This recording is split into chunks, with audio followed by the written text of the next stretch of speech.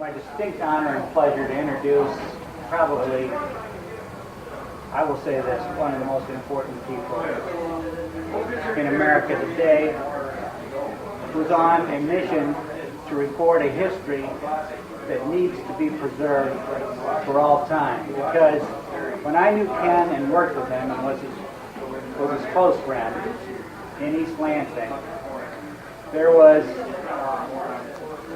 a situation that occurred in the United States, that was occurring in the United States in response to some very great evils that the United States was engaged in. One was a genocidal war in Vietnam, there were issues of racism, and many other evils that I'm sure most of the people that are here are very aware of that were going on at that time. And for the first time in history that I know of, a huge number of people, students, young people, blacks, whites, Hispanics, a huge gays, you name it, a huge number of people were involved in standing up to this evil and calling it by its real name and showing its true colors. And it took leaders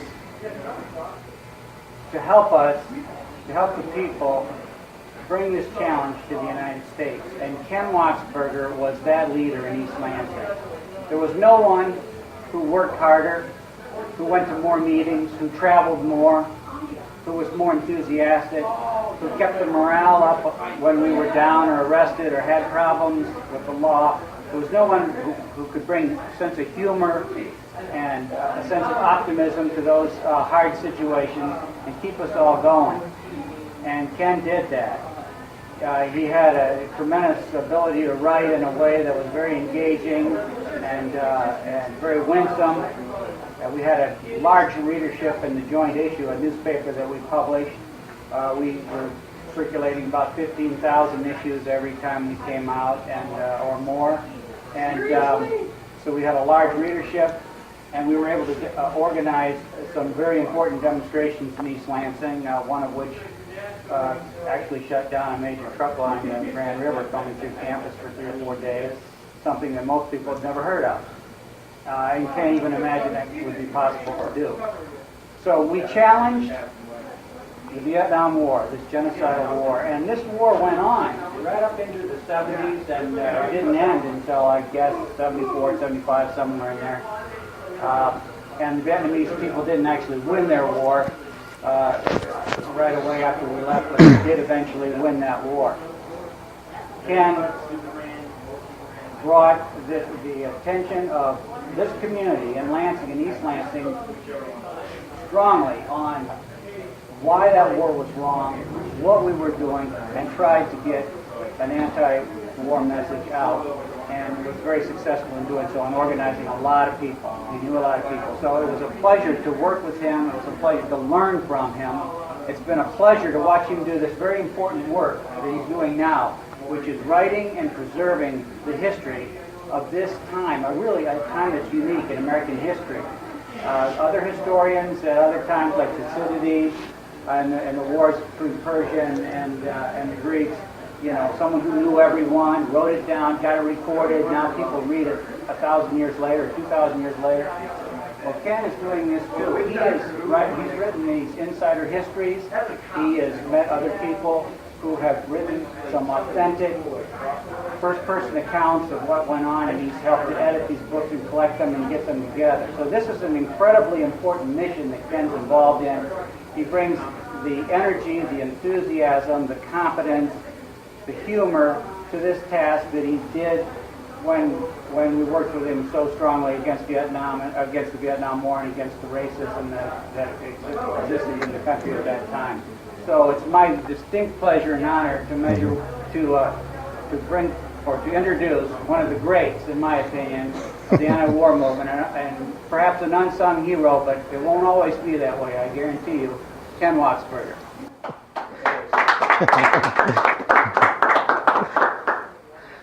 I wrote that. No, actually, thanks, Bill. That was beautiful. I prepared remarks. They're not going to be any better than what Bill just said off the top of his head. But But I invited Bill to introduce me because I'm going to be talking largely about the military anti-war movement. And Bill comes from a military background, and he was, in my opinion, one of the heroes of the military anti-war movement. If you remember, those of you who were part of the student strikes, he was, if you remember the big meeting we had at the auditorium where we all decided on what the demands were going to be. One of the demands was about ROTC. What should we do with ROTC? Off campus, or keep it where it is, or deny it credit, or what are we going to do with it? We had that was a major discussion, and at that part of the meeting, Bill, who was in ROTC at the time, resigned his commission. And what a powerful act. I was sitting way at the back, so he was a real small figure for me, and I didn't know him at the time. And I didn't quite really understand what he was doing. I couldn't hear what he said. I didn't see him throw the medals out there. So it was only a few days later when I realized what had happened. And I thought, wow, what an incredibly brave act. And then not long after that, I actually met Bill, and we became best friends, and did everything together after that. But Bill actually turned against his own family tradition in order to speak out against war. It was an incredibly courageous act. I love you for that, Bill. But anyhow, I want to talk about the military today. How many of you folks were active in the anti-war movement during the Vietnam era? How many of you had friends who were drafted against their will? How many of them died overseas or didn't make the adjustment when they came back? How many of you ever spit on a Vietnam vet? Yeah, okay. Well, I'll tell you why I'm asking that. The government now is on a mission to whitewash the horrors of the Vietnam War. President Obama kicked off the 13-year celebration with a speech May 28th, Memorial Day, at the Vietnam Wall. His purpose, supposedly, was to honor the U.S. troops who fought in Vietnam. The last troops left some 40 years ago. If that was the only reason for his talk, I would agree. It was a nice, noble purpose, but it wasn't, unfortunately. His real purpose was to glorify the Vietnam War as a noble event and to relegate the anti-war movement to a footnote written by a small minority of crazies on the extreme left. The ultimate goal is to make it easier to invade foreign countries like Iraq and Afghanistan and Iran, and why not China while we're at it, for made-up reasons, by making it harder for dissidents to object. You'll hear again stories about how the returning GIs were met by anti-war activists who spit on them. According to Harry Haynes, who is a scholar, he was a Vietnam vet himself, and he was a contributor to Voices from the Underground. The spitting happened only a handful of times. He didn't define handful. Could have been 10, 20, it could have been 100 or 200, probably more. And obviously that wasn't cool. That was not the high point of the anti-war movement. But what it definitely was it was not a strategic tactic of the anti-war movement to spit on the vets, not by any means. Unlike the right-wing campaign to discredit the anti-war movement by charging that we treated the troops poorly. It's crazy. I mean, it's a lie. The troops were our friends. The troops were our friends. The reason we fought the war effort was to keep the troops out of, our friends from going to war, to keep them out of it. Those activists who did spit on the troops, more often than not, were young activists who mistakenly saw the troops as symbols of a corrupt war, rather than as the victims that they also were. And there were obviously some of those, and I apologize for those people. My gut level is by now they probably apologize for their actions also. But beyond that, the spitting on the troops story was a lie. I mean, it just didn't happen, not like that. But what did happen, the real fact, in fact, let me say this, the lie got so out of hand that one sociologist, his name was Jerry Lemke, who himself was a Vietnam veteran against the war, member of the group. He was inspired to write a book called The Spitting Image, myth, memory, and the legacy of Vietnam. So that's how much the lie got out of hand. But what was true, the real fact, was that the anti-war movement was everywhere. It was everywhere. I mean, this is the fact that the military-industrial community wants to keep secret. They don't want us to know about that. It was everywhere. It was in the GLBT community. It was in the black community, the Native American, the Puerto Rican, the Hispanic, the senior citizens, the students, the rank and file, labor, the New Age, the prisoners' rights. I mean, it was everywhere. It was the largest, it was the broadest, most diverse anti-war community in the history of our country, without an exception. The broadest, most diverse anti-war community in this country, and it wasn't bought and paid for by a few billionaires like the faux Tea Party movement. It was grassroots at its best, and it was successful, and it can happen again. And this is the message that I'm trying to portray through the Voices from the Underground series. But what was by far the most important segment of the anti-war movement, the part that really drove the power structure, the architects of the war, Democrats and Republicans, crazy, was the military anti-war movement. These folks weren't poor victims who the big bad bullies of the anti-war movement spit on. These were the leaders. These were the people who we followed. I remember when I first met members of the Vietnam Veterans Against the War, I followed them around like a puppy. It was just so exciting, so inspiring to meet vets who were opposing the war. One of my great honors during the Vietnam period was meeting members of the Gainesville Aint, which was a group of GIs who were railroaded on conspiracy charges by the Nixon group because they feared them so much. These folks were incredibly brave. These folks, all of these GIs faced harassment, they faced jail time, they faced dishonorable discharge, loss of benefits, they faced scorn in their own communities, and they even faced rejection from the established veterans groups. And every war has had opposition. I mean, even within the ranks, every war has had soldiers who opposed the war, but never like the Vietnam War. It was amazing. Historian Howard Zinn said that the opposition within the military rose to a level and a fervor unseen. It had never been seen before in this country.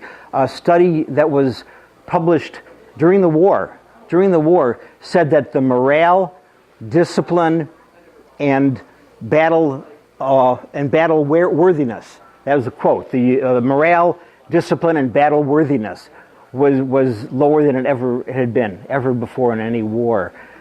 Troops were refusing to fight. They were killing their own officers. They were drug-ridden. They were near mutinous. These are all quotes that came from that report. So it's pretty amazing. And, once the troops turn against the war, it's over.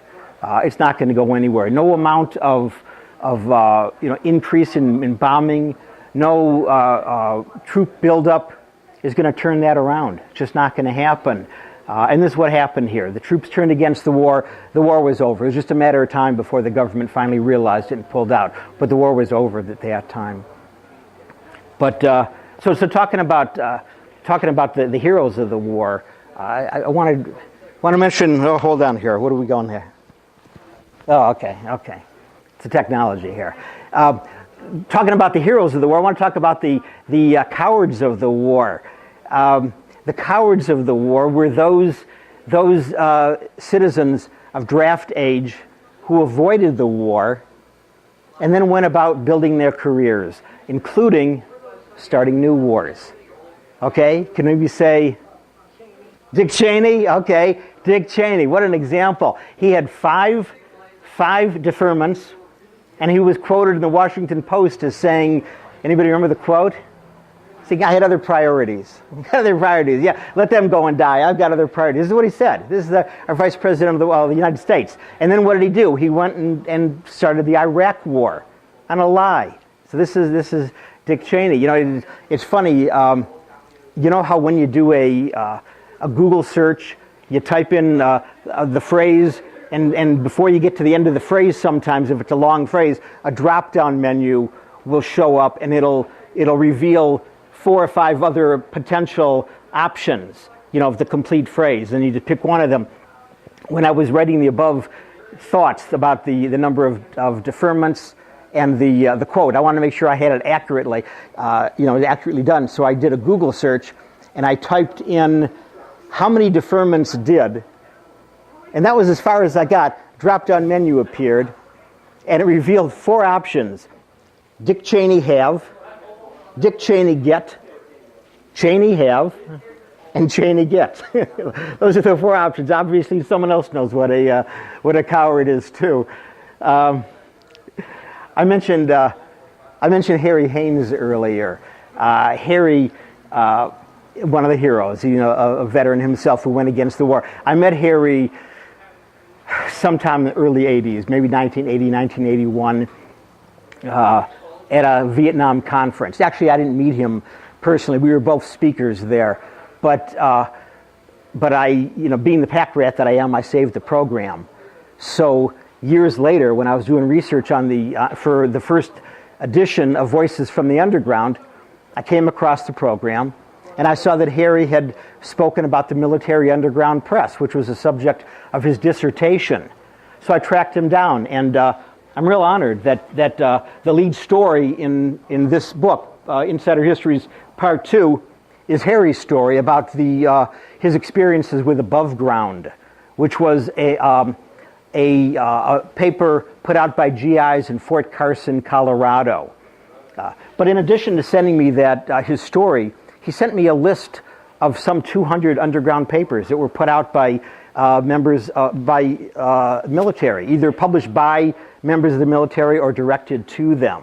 And he said to me, "Ken, this isn't by any means a complete list." He said, "This is just what I came across during my research."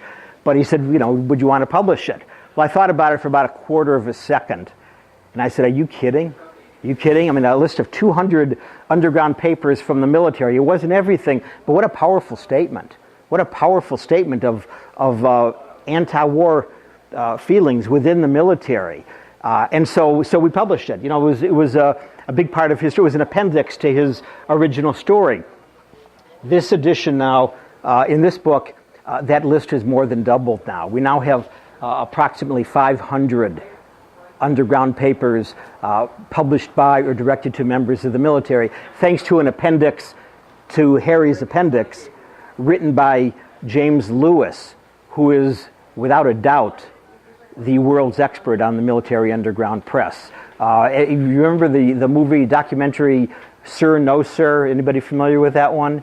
It was a major movie about, it was a documentary about the anti-war movement within the military. James was one of the researchers on that. And he wasn't in the military himself. He was way too young, but his dissertation was on the military underground press, and he did that research, and he's now considered the expert on it. So, and anyhow, so now it's doubled. It's some approximately 500 now. And so their stories, Harry's story, the 2 appendices, they're supplemented by a story in Volume 1 about a paper called Freedom of the Press. I'm sorry, a paper called, Freedom of the Press. It was put out by Nancy Stroll and her husband, and it was based in Yokosuka, Japan, which was the home of the USS Midway. That was where USS Midway docked when it was not carrying the planes out to sea to bomb North Vietnam.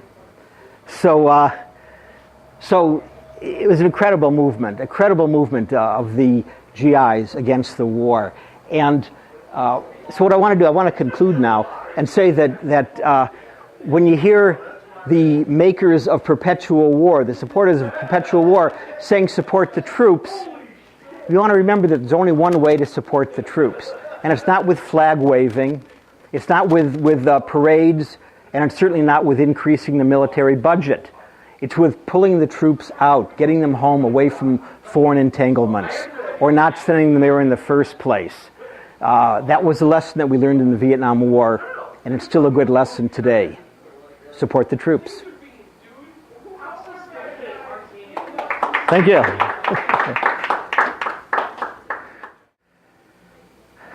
Well, that was the military. I wanted to mention a couple of the other stories in the book, because I think this is the best volume of the three so far.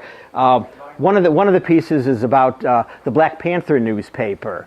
The writer of it is Jonina Abron, who was the last editor of it. She was the one who got together with Huey Newton and said, "I think it's time to hang it up." But a really interesting story. She, when she was first writing the story, that was right around the time that Huey was murdered. I mean, that was the time when Jonina writing the story and Huey gets murdered. So it was happening at the same time. And so the first version of the story she sent me was just so not up to par. I looked at it and went, "Oh God, Jonina, what'd you give me?" And I called her and I said, "Jonina, I got to have more than this. I mean, you got to tell me who the people are. Give me the stories, the characters, and the quotes. I mean, all of that." And she said, "Ken, I know it wasn't good." She said, "So much has been going on." She said, Huey was just murdered, and the funeral was just last week, and she said, "I was one of the speakers." And she said, "I'm standing up on the stage, and I'm with Erica Higgins and Bobby Seale." And, she's mentioning all these people up there. She said, "I'm looking out at the crowd, and I'm seeing all these black T-shirts and the black berets." And she starts describing this incredible scene. And when she got done, I said, "You know what, Jonina? You just wrote the introduction." And she said, "Oh, I guess I did." So her story is great. It begins with her up on the stage, and then she's looking out to sea and all that. And then from there, it becomes a flashback. It all began, and she talks about how she got involved in it and just the whole experience. But a great story, an amazing story. Another one is a paper called "It Ain't Me, Babe," which was the first feminist, the first national feminist newspaper, even before Off Our Backs. Off Our Backs was the first major paper to come out of the East Coast, the feminist paper. "It Ain't Me, Babe" came out of the West Coast, but it actually predated Off Our Backs really by just a couple of weeks, but nevertheless it was first. But the way I got that one, I thought, after all this work to get the stories edited and ready to go for a second edition, I thought it was all done. And then I met Susan Brownmiller, the feminist author Susan Brownmiller. I had met her informally, in other words, over the phone and email before that. She was a big supporter of the first edition of Voices from the Underground, and she had given me a real nice testimonial quote for this second edition, for this book, Volume 1. And so when I went to New York the next time, I made a point of visiting her, and I thought she was going to be, so happy to see me. "Oh, Ken, nice to meet you." Instead, the first thing she said was, "There aren't enough feminist papers." And I was kind of taken aback. I mean, I thought, well, I tried to explain that it was only representative. I mean, I didn't by any means have all the feminist papers we want, but it was a good beginning. And Off Our Backs was there. Furies was part of it. That was a radical lesbian paper. So I tried to defend myself, but she said, "No, you got to have It Ain't Me, Babe."